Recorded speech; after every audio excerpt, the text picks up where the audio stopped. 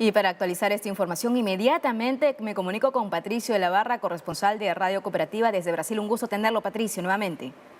Hola, muy buenos días, Carmen. Es un gusto de conversar con ustedes. Sí, la situación acá en Brasil continúa bastante tensa, principalmente porque se ha incrementado la polarización y también hay un fuerte número de personas que se resiste a creer que no haya habido infiltrados en esas manifestaciones que se registraron el domingo pasado, cuando fue destruido gran parte de los 13 edificios que representan a los poderes máximos de este país.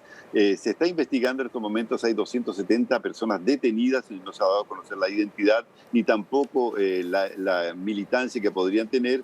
Y hay otros 1.320 personas que fueron detenidas mientras se encontraban protestando durante 71 días frente a las reparticiones de del ejército y también de otras ramas de las Fuerzas Armadas.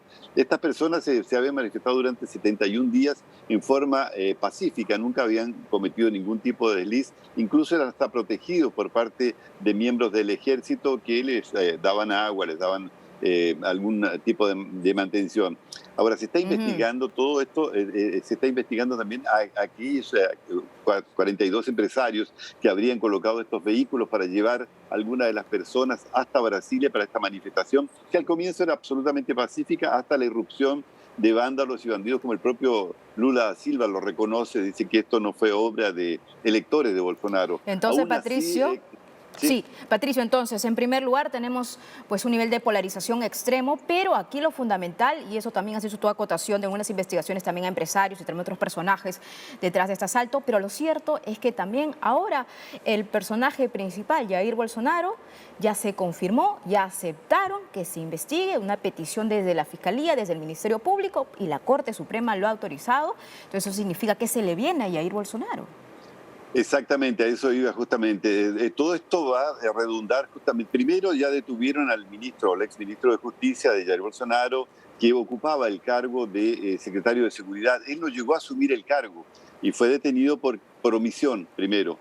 Él estaba en Estados Unidos paseando, volvió y bueno, fue detenido y en estos momentos se encuentra retenido en una de las reparticiones del ejército. Y todo, claro, lógicamente busca y tiene como objetivo principal la detención o la inhabilitación, perdón, durante 8 años para que él no pueda ser candidato a cualquier cargo electivo y principalmente en las próximas elecciones presidenciales.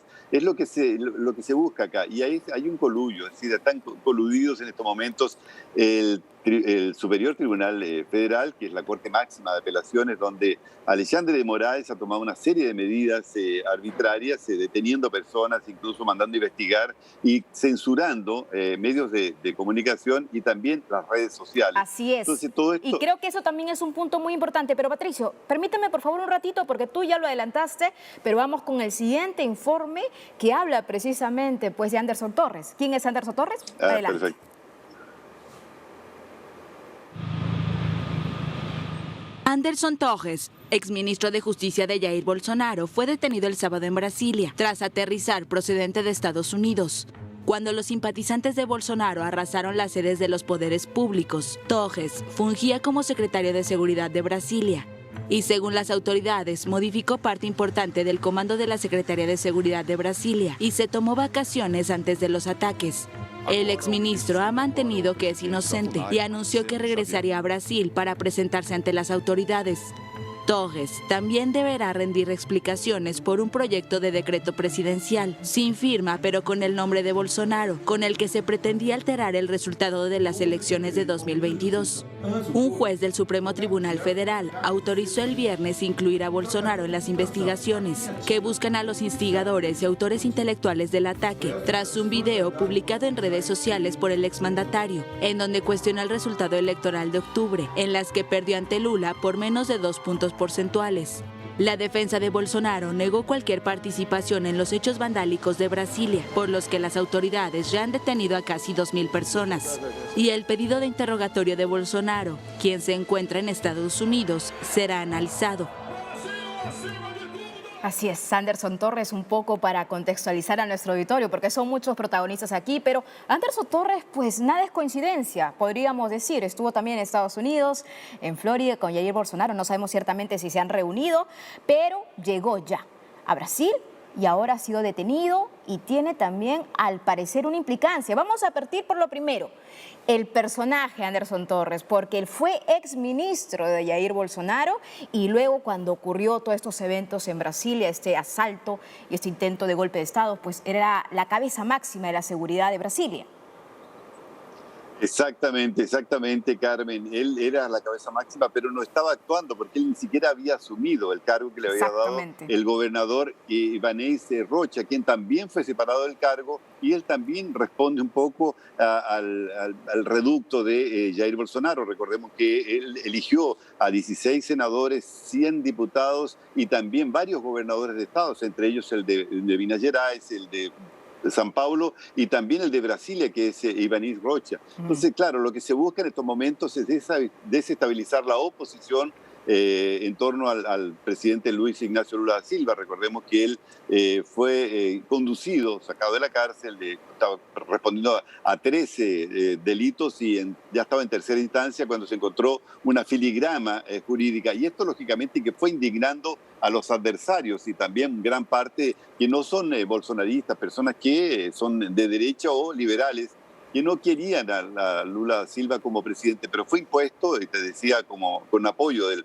Supremo Tribunal Federal, donde tú no puedes contestar absolutamente nada, no puedes reclamar de nada, porque si no eres uno de los candidatos seguros a que te detengan o a que te bloqueen tus cuentas o te hagan cualquier tipo de reacción que es permitido, inclusive está dentro de la ley, de las nuevas leyes que están, pero que no son constitucionales. Entonces todo esto ha generado un clima de mucha tensión en Brasil y la polarización continúa, es decir, hay dos bandos muy claros, muy marcados, y lamentablemente todo esto, claro, no se sabe hasta dónde va a llegar porque hay un apoyo de la comunidad internacional,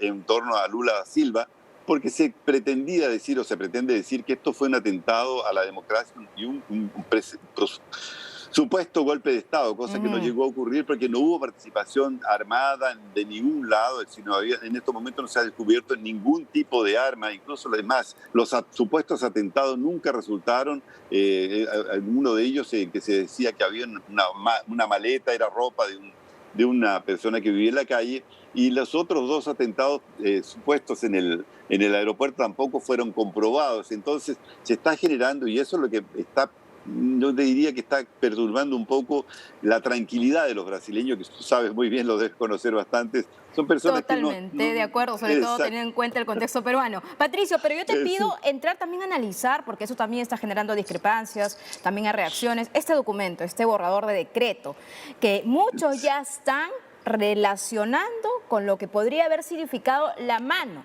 pues de Anderson Torres en este contexto tan difícil que también vivió Brasil, pues con respecto a los resultados. Bueno, exactamente, Carmen. Como te decía, esta polarización también llega al espacio jurídico y los analistas jurídicos de ambos lados, unos indican que este supuesto documento, porque no es un documento, sino que es una propuesta de alguien, de uno de los seguramente seguidores de Bolsonaro, que le está enviando un borrador para que él tome, por lo menos haga algo en el sentido de decretar un estado de defensa que podría revertir el resultado de las urnas. Pero este documento, que no es un documento exactamente, como te decía, es un borrador, estaba dentro de varios otros papeles que estaban dentro de la casa de Anderson Torres y a los cuales él no le había dado la menor importancia. Entonces se busca este documento como algo oficial, lo que no corresponde, porque no existe nada de oficial según los abogados y juristas del lado de Bolsonaro. Del otro lado dicen que por lo menos él tendría que haberlo eliminado o haber denunciado a la persona, pero fue un documento anónimo porque no tiene ninguna firma de absolutamente nadie y es un papel, fue mostrado, es un papel que no tiene ningún efecto jurídico según, como te decía, los analistas que están siguiendo el caso. Ahora, lógicamente que se van a buscar 1000 pretextos. Hay otro más también, otro documento que podría circular, que es una declaración de algunas personas que son próximas a Jair Bolsonaro en el sentido de contestar las elecciones y denunciar que las urnas habrían sido violadas. También es algo que no puede ser comprobado porque no existe el acceso al código fuente, es decir, a Pero todos los sin lugar códigos a que dudas, tienen. volviendo a este borrador de decreto, llama poderosamente la atención y de pronto también tras lo ocurrido, tras lo que sucedió y de la vinculación que tiene Anderson Torres con Jair Bolsonaro, de pronto las pruebas y el análisis y la investigación debe continuar para saber el origen del documento y sobre todo si fue homónimo, de qué forma llegó a sus manos y por qué, ¿no?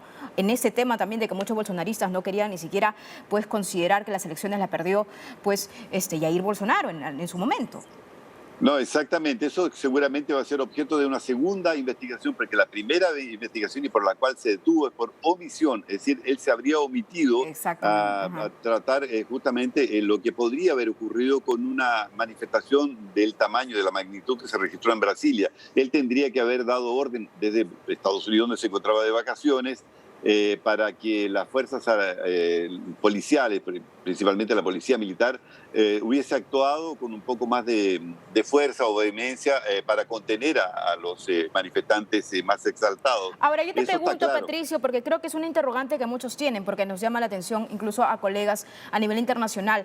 ¿Cuál es el protocolo de acción de la policía si es que una turba de manifestantes se acercan a la sede de los poderes del Estado? Obviamente es contener. Entonces, la responsabilidad claramente ahí también podría vincularse a Anderson Torres. Yo te pregunto. No, claro, Anderson Torres, como te decía, no llegó a asumir la Secretaría. Ese es el problema, ¿no? Llegó a asumir la Secretaría de Seguridad. Quien tendría que haber tomado providencias es el ministro, el actual ministro de El actual Justicia ministro de y Justicia, que Seguridad. también está en la mira, Claro, ¿no? Dino.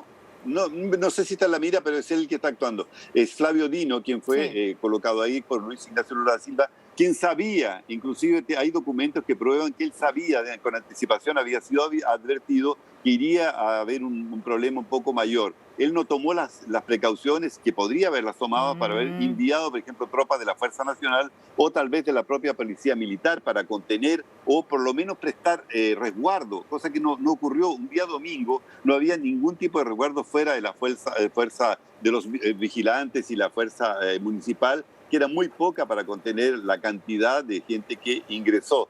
Eran más de 300 personas en cada uno de los sectores. Entonces, todo esto merece una investigación, pero una investigación un poco más isenta, es decir, que haya algún organismo internacional, tal vez sería necesario, para que dirima, es decir, vea exactamente, analice todo lo que ocurrió. Incluso hay fotografías, hay videos, hay una serie de cosas que comprometen incluso hasta el propio ministro de Justicia actual. Entonces, si esto no se hace una investigación seria, seguramente esto va a continuar y va a continuar creando esta desconfianza que existe en el pueblo de que las elecciones tal vez hayan sido manipuladas o no hayan sido Patricio, más pero lo justas. que tú has dicho me parece importante y hasta, bueno, hasta un nivel muy grave, porque si es que el ministro de Justicia sabía a través de documentos de inteligencia que había movilizaciones y había día exacta o la forma como se estaban desplazando a estos lugares tan importantes de poder del Estado que tiene pues un Estado federativo de Brasil, ¿por qué no se hizo nada?